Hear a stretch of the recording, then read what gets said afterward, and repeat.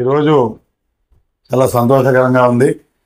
ఇందాక పెద్దలు అన్నగారు చెప్పినట్లు ఏదైతే ఇస్లామిక్ బ్యాంక్ ద్వారా ఇంతకుముందు నుంచి గత పాలకుల నుంచి మొదలుకొని ఇప్పటి వరకు కూడా ప్రతి ఒక్క మేనిఫెస్టోలోనూ ఇస్లామిక్ బ్యాంక్ ఉండాలని చెప్పేసి ఉంది.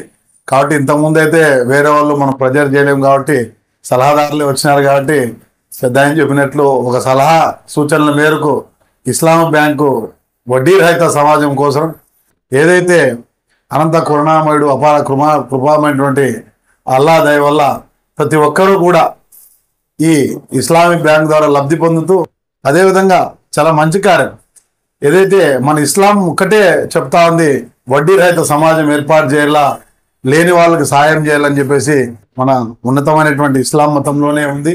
దానికి అంతా మనం గర్వపడాల్సిన అవసరం ఉంది.